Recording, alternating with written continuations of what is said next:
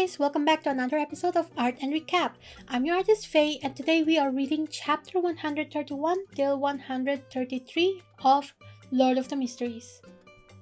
Chapter 131 is called Transaction, and we start off where we left off in the previous chapter, which is with Audrey. Audrey went to this suspicious gathering and was getting checked out by a guy called Mr. A, and she's like, ew, who is this? So she goes to Force and Sio Derecha and it's like, hey, so what's the deal with this guy?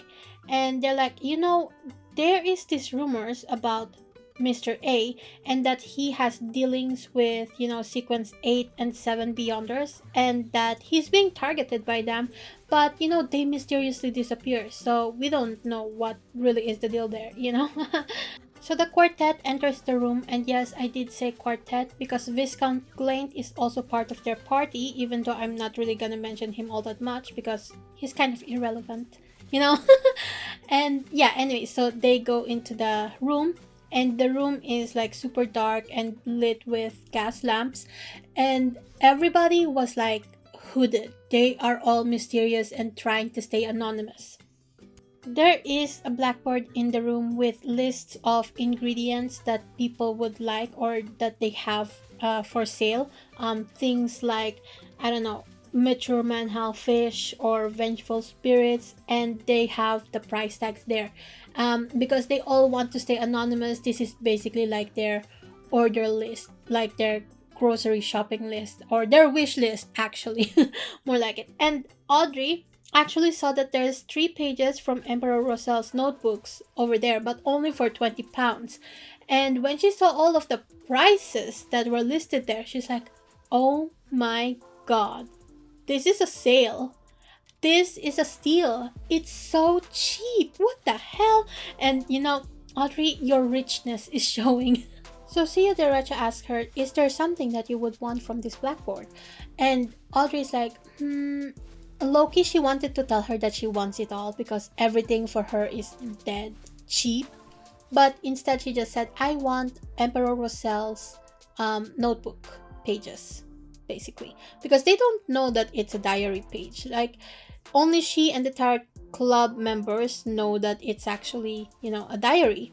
And she's like, okay, I want those pages because she is a fan of Roselle and she thinks all of those mysterious mysterious letters and whatever are supposed to mean something and that they're, magical, blah, blah, blah, blah. That's what she's saying. And then there's this random dude that pops up and is like, oh my god, you're a fan of Emperor Roselle too? And he's like, oh, hello there. And he's like, oh my god, I am the owner of those pages, and if you would want, we can actually trade already. And she's like, oh, okay, that was easy. Here's like the 20 pounds that you want for the pages. So she gives him her money and has the pages now, right? And this guy actually approached her again later on and was like, hey, those runes, signs, whatever from Emperor Roselle's notes, I actually deciphered a couple of them and I think they are magical and I have them tattooed on me. And she's like, oh, so what kind of effect did it have on you? Because she doesn't believe him, right? She knows that through Klein that it's not really, any magical thing. It's a diary, right? And he's like, oh, I feel so much healthier now, blah, blah, blah, blah. And she's like, I think I'll trust my own judgment for this, but thank you for the offer. So she went on. Anyways, the girly pops gather at a sofa and they sit down, and Audrey, with her spectator mode on, was like, this sofa is like super basic. It's like so normal. It's not rich like the sofa at home. So this guy, Mr. A, is probably not a noble and is not someone who actually cares for this type of thing. So she looks over to Mr. A and sees that he's also still looking at them. And she kind of, she realizes that Mr. A is a bit of a perv because of how much he's staring at her and the other girls. And she's thinking, oh my god, can this guy see through our clothes? But she was so disgusted by that thought. But then she looks more closely and realizes that no, he does not have X-ray vision, but he is certainly observing them very, very carefully. And also, his gaze was disgusting. Then a felicitator approaches them, basically a guy working for Mr. A, and is like, here is a note. Please write down what you would like requested, or if you have anything to sell, and we will write it on the blackboard. And they write what they want, and Audrey was thinking to herself, she needs to say that she wants the spectator potion recipe, and also the telepathist recipe, which is, the next pathway, the next level of the spectator. And because she was thinking, well, Sia, Derecha, and Force are here, and she's thinking that she's going to be working with them more often, probably, because again, being Beyonders that are friends with each other, that's kind of a rarity, I feel like. And working together, especially if they're not from the same group, right? So she's like, I will probably be working with them together, and it will be super suspicious if I didn't get the spectator potion. She's like, I'm going to be wasting some money for the spectator potion myself, but it's going to be worth it in the end. So she's going to consider this an investment, right? Viscount Klein, on the other hand, says that he wants to get the apothecary recipe, and because when they ask why, he's like, well, I want to stay healthy. That's like something that you can't really buy, health. So he wants to stay healthy. And Forrest was like, I also really wanted the apothecary potion myself, because if I remember correctly, she used to be a doctor before, right? Before she became a novelist. And Sia, Derecha, was like, oh, she wants the sheriff potion, but it's so expensive, because again, that's like the next level for arbiter, and that is super expensive.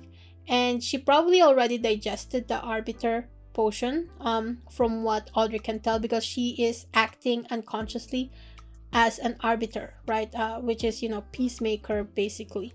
So the next potion level would be sheriff, and she is too poor to afford it. And this is what Audrey was thinking. I am not saying that Sia Derecha is poor. This is Audrey's observations. The facilitator. Oh my god. Do you guys know how many times it took me to actually pronounce facilitator correctly? This is like my third or fourth take. Anyway, the facilitator went around the room and also asked people for their requests and what they're selling. So he writes them down, and then he shuffles them and has some other guy write them.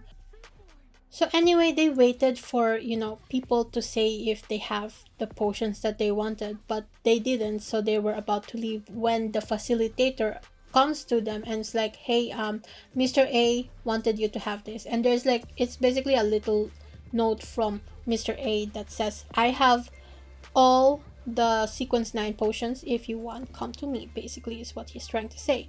And Audrey looks at it in slight disgust and is like, I am only interested in the spectator potion. And then she leaves with the rest of them. And I was thinking, you know what, you could have gone there for Glaint, or Glaint could have gone to Mr. A and be like, hey, so I heard you have all the sequence 9 potion. Do you have the one for apothecary, because that's what I want. But they didn't, so whatever. So they go back to their manor, to Viscount Glaint's mansion, and there is still a party going on, so they start mingling again there until, late at night, when Audrey goes back home, and she was about to, get ready for bed, but then Susie shoots her a look, and she's like, oh my god, my dog just shot me a look, what the fuck? Because, Susie is her spy now, right?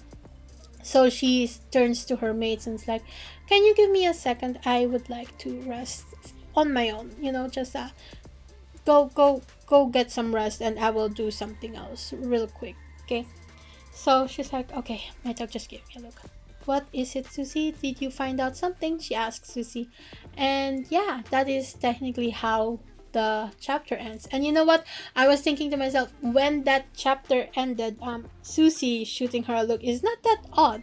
Like, my dog always shoots me weird looks. He's always judging me. So it's not that weird. There are some very judgmental pets out there that just they will side eye you like, what the hell are you doing? So it's not that strange. Anyway, oh, I was also thinking, the part where uh Roselle's fanboy told Audrey that he has a tattoo of Roselle's notes basically on him.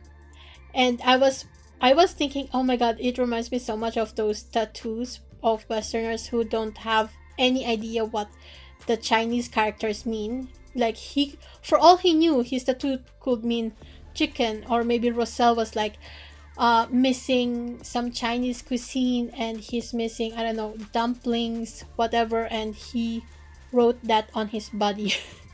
Maybe, I don't know. So yeah, chapter 132 is called Meeting the Monster Again. In this chapter, we are actually going back to Klein's POV on the second half, but first we are still with Audrey.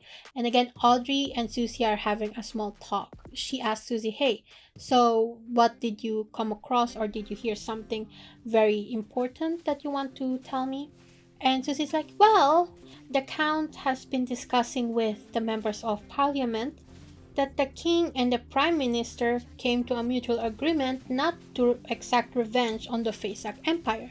Instead, what they want to do is actually push for the reformation that will allow the civil servants to be selected via examination, which is, the thing that Klein suggested Audrey do. And Audrey has been implementing that plan for months now. She's like puppeteering everybody behind the scene, like the spectator that she is. And she is super excited to actually come see her works fruition. She's excited to see it happen. So she's like, oh, Susie, you're such a good girl. Here is a treat for you. And Susie's like, how am I supposed to eat this with my new stature? Like, my new importance. How am I supposed to eat this? But in the end, her instinct took over and she just grabbed the treat and went on to a private place so that she can gnaw on it on her own. Now we're getting Klein's POV. In Klein's POV, we find out that it was late in the afternoon and that he is on his way to the evil dragon bar. Why? Because he wants to see what's going on with the monster Ademisol. Again, in the previous chapters, he mentioned that he wanted to divine what's going on with him because he suddenly vanished the last time he visited, but he got so distracted with the thing with the Rampager and the mandated Punisher that he forgot and just postponed it basically. And now he is doing that exactly. He's visiting Ademisol at the Evil Dragon Bar to find out what's going on with him because he has a feeling that something bad is going to happen. So he visits the dragon bar and he sees that Ademisol is actually in the corner shivering. He's absolutely terrified. So as he approaches Ademisol, he activates his spirit vision and sees that he is losing his rational thinking skills. And he's like, what the fuck? What's going on with this guy? So he asks him, hey, so what is going on with you? What happened? What did you see something recently? And Ademisol is like, oh, I didn't see anything, but I've been seeing so much death, so many dead people. It was in a dream and I was among those corpses. I was dead and I don't want to die. So he was absolutely terrified. He laughed and he cried and Klein was so confused. So he's like, okay. Klein's like, okay. And he asked him, why are you afraid of me? And Demisol was like, afraid of you? No. And he was so loud, everybody in the bar looks over at them and Klein is like awkward and it's like, I didn't do anything. So he thinks to himself, maybe I should ask for Mr. Asik for some advice, but then Mr. Asik is away on vacation and he won't be back until next Thursday or Friday, so I can't really ask him right now. But I do have to report to the captain at the moment, so he's like, okay, let's just ignore this crazy guy right now and just head off. So after window shopping, he heads out and goes to the divination club. And while on his way, he was thinking about the salary that he's going to be earning as a bonus. And he's thinking, okay, Melissa definitely has no excuse about hiring the maid servants now, and also that he is going to be saving some money for himself too from the bonus that he's gonna get, and basically the promotion, right? Because again, he's going to advance to clown. And he was also thinking that he needs to get the formula for the telepathist potion from Dexter Guderian soon, because he wants to exchange that with Audrey for some cash so that he can buy the Beyonder ingredients that he needs. And when he was thinking that, I was thinking to myself, well, Audrey now has 3 of Roselle's notebook pages, diary pages, excuse me. So she can technically exchange those pages for the formula instead, right? And Klein would have no excuse to tell her, no, I want cash for this, because then that would be like a really odd thing to say for a god or demigod, right? Technically, Klein could tell them, I require some offerings for my blessings, basically. Can Klein give blessings? I feel like he should be able to give blessings to Audrey and to Alger, right? Since they are kind of his believers now, he could bless them like the Evernight goddess, how she, gives power to her charms, and how the charms that the Nighthawks uses is very much related to her. So that's possible, right? We also find out in this chapter that Klein is actually extremely famous in the Divination Club now because of his, first of all, he's very cheap, but also his service is very, very good. And he is like, I wish I could up my prices, but he actually played the role of, being a true seer, and that means that his prices will still stay the same even though he's taking so many people to divine for them. And so he's like, I trapped myself with this one. Angelica, the receptionist of the Divination Club, greets him and is like, there is someone waiting for you at the Red Agate room, Mr. Moretti. So he heads over to the Red Agate room and finds a certain someone waiting for him there. And he's like, Elizabeth? And Elizabeth is like, she is Melissa's friend and the person who helped him, vanquish basically the possession that the other friend has. And this person already knows that Klein is also he's also very enthusiastic about mysticism, because again, they saw each other at the Evil Dragon bar before when she was buying a gift for the friend who had a birthday. I forgot her name. So when Elizabeth saw him, she's like, oh my, it really is you, Mr. Moretti. I didn't think it would have been you, actually, but it makes sense because Klein's like, well, I am interested in mysticism, but don't tell Melissa or Selena, your other friend that got possessed. And he's like, your secret is safe with me, Mr. Moretti. So Klein is like, so what ails you?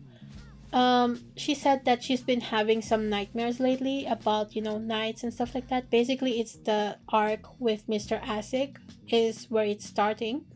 And she's like, and I don't know what to do. And Klein asked her, okay, did you touch something? Did you do something at that forest that she visited on her vacation? And she's like, well, I did get scratched on brambles, and I guess some of my blood was left there. Is that a possibility that's the reason I'm getting haunted by these dreams? And it's like, yeah, that is actually highly possible. So she's like, well, what am I supposed to do now? And Klein's like, we can actually start some dream divinations here so that I can help you out.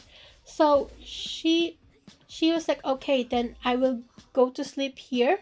And Klein uses the charm that he made once she was asleep. He uses the charm that he made from his own money, made of silver. He's like, why does it have to be silver? Because that's just money getting, wasted.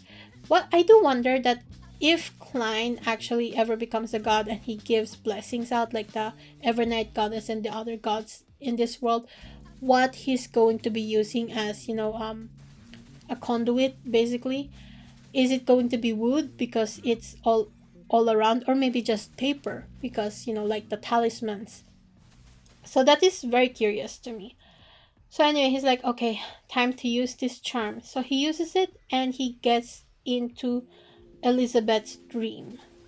Chapter 133 is called Expensive Charms. And again, he actually entered Elizabeth's dream, and Elizabeth is like, okay, I guess it's time to sleep. And in that dream of Elizabeth's, there is a lot of corpses. He was in a field full of dead horses and corpses on the floor. And Elizabeth was wearing this old gown, and it's like, oh, Mr. Moretti, you're here. And she was super chatty in this dream, and Klein's like, oh, so it is true that if you're in the dream world, you are your most honest self, except for me, of course, because the gray fog self protects him from, tattling to the other people that are probably going to try and enter his dreams at some point in the future. A really, really tall knight that's like 1.9 meters in height is what it's described as in the novel. It enters the dream and was dragging a broadsword across the ground.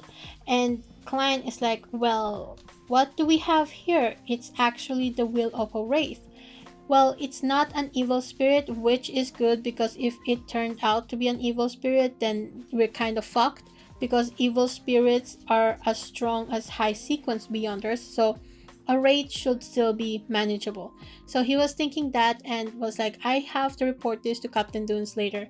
So he protects Elizabeth, he blocks her from the view of the night, and stomps his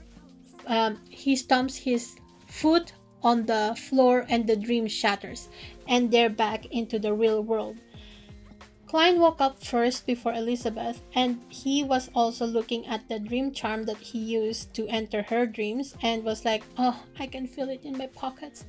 That's silver. It's like burning money, because again, it is like burning money. Apparently, again, the goddess, Evernight goddess, her metal usage is basically silver, right? And that is what they use to inscribe the charms in. And Klein is like, well, at least it's not like the sun god, the Church of Eternal Blazing Sun, because they use gold, and that's going to be freaking expensive, and he would never be able to afford any charms creations for them. Maybe this is why they are, the charm that he did in the donghua, that has the Eternal Blazing Sun in it, that it's so powerful, because it's using the gold as a conduit. And again, I was wondering in the previous chapter, what if Klein actually has this ability in the future as as a god, that he can give charm blessings or whatever to Algar and Audrey in the future, or any Tarot Club members, as a matter of fact. And I was wondering what type of conduit he'll be using. So since the Evernight goddess is using silver, and another one is using gold, there is also the possibility that he could be using copper. But at the same time, I was thinking, wouldn't it make sense for there to be a god already that uses copper? So maybe actually Klein would be using paper instead, or maybe he'll just use wood or plain old stone, maybe. I don't know, but it just seems like copper would be taken already. Once Elizabeth woke up, he told her that everything will be resolved in like a week, so don't worry about anything else. And she's like, oh my god, thank you so much. And then they both leave. Klein is headed over to the Nighthawks, and he reports to Captain Dunes, hey Captain, I have some job for us to do. And Captain looks at him like, oh my god, Klein, seriously? And Klein's like, wait, why are you looking at me like that? Isn't this my job? I'm just doing my job, actually, by reporting to you about the Beyonder shenanigans that I come across. So Captain is like, so what did you find out this time? And Klein reports the thing with a demisol, and how he was acting crazier than usual, and the dream basically that a demisol had. And Captain Dun's like, so how are you going to interpret that dream? Klein tells him that it seems like it's a disaster. It's going to be a disaster waiting to happen. And Captain Dune nods and says, I will report this to the Holy Cathedral and then we'll see what happens. And then he tells him about Elizabeth's issue, and he's like, okay, so there is a wraith running around in Ladmoon, if I remember correctly. We are going to go there together. Pack your bags, Klein. We're going on a day trip. Oh, and also tell Freya to come along because he, as a corpse collector, will be very useful in this mission. So yeah, that is basically chapter 134. Oh wait, before the chapter ends, actually, Captain Dunes asked Klein if he felt something over the past 2 days because he's been visiting the divination club. Like, Klein has been visiting the divination club a lot recently, so he asked him, have you been feeling anything strange since then? And yeah, that is basically how the chapter ends. Also, Captain Dunes was like, we need the sealed artifact 3078 to bring along with us. So we're going to be using the sun god charm, basically. Anyway, yeah, that's how the chapter ends. So this is where I am going to end the video. I know it's super short compared to what I usually do. Usually my videos go up to like 40 something minutes, but my neighbor is doing some construction works right now, and the room that he's renovating is right next to mine, so I can hear all of the hammering and boring of the machines and the stomping of people walking around, and it is a pain to record. Usually I record in the morning on Mondays, and then again on Tuesday. I record the other half on Tuesday because I lose energy after recording for like 3 minutes, no, not 3 minutes, 3 chapters. So yeah, this is why it's a short chapter. See, this is me when I'm already tired. It's like in the middle of the night. I am trying my hardest not to be too loud as I speak, and also, yeah. Because I always schedule my video to be posted at a certain time, I cannot edit at night tomorrow. So instead, you get this short video. A short thing about the artwork that you guys are seeing right now. This is actually a commission, my second commission from VGen. Well, not necessarily the second, but the second bust commission from VGen. And again, my commissions are available. It's open until December 6th. After that, I will be closing it for the Christmas season because Christmas season, I am going to be super busy. I actually am planning to paint some gifts, traditional painting. You will see it on my shorts, hopefully. Unless I forgot to record again. So yeah. Tell me, what do you guys think of this chapter? Before I go, please leave a like, subscribe, and a comment. It helps my channel out a lot. My commissions are open, as I mentioned before. Check out my story, Dreaming of Aurora, if you have the time. And finally, thanks to my patrons, Robek, Vanarik, and J. Voljevelitska for the support. I'll see you guys next time. Bye!